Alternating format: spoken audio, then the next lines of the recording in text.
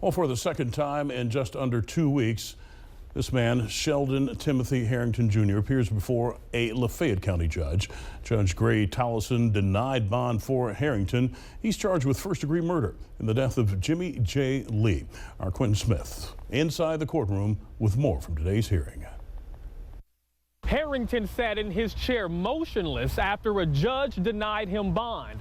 Prosecutors pushed for no bond because they believe Herrington is a danger to the community and a flight risk. It's a good feeling because a murderer is not on the streets. Jay Lee's family members and friends say they're relieved to know the man accused of killing him is still sitting behind bars tonight.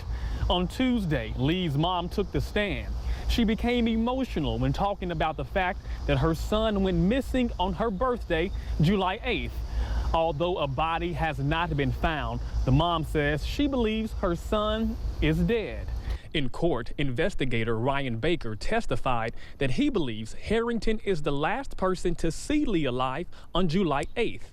Although the two got into an argument previously, Baker says around 6:03 that morning, Lee reached out to Herrington, letting Herrington know he was at the apartment.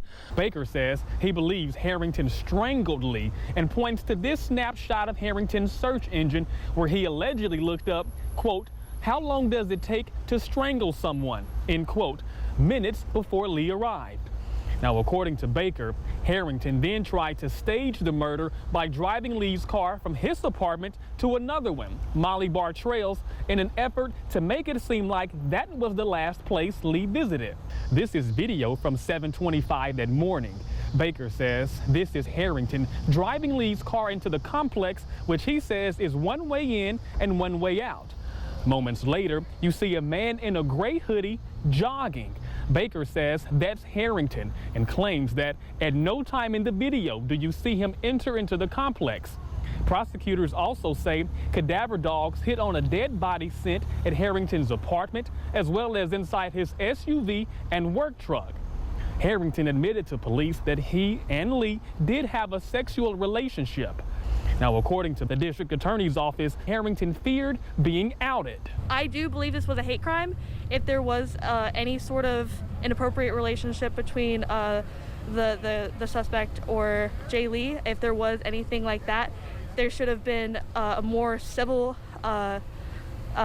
solution instead of just going out and killing somebody. However, defense attorneys refute those claims and say there's no physical evidence connecting Herrington to the crime, even reiterating the fact that a body has not been found.